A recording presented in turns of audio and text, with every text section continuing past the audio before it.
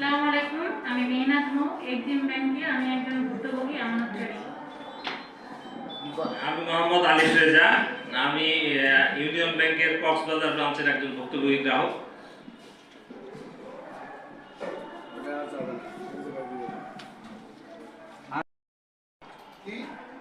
আবুল বাশার চৌধুরী,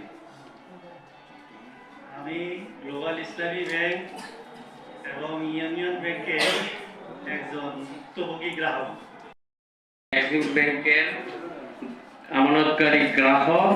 আমার খালু, আমার খালা একজন আমানতকারী।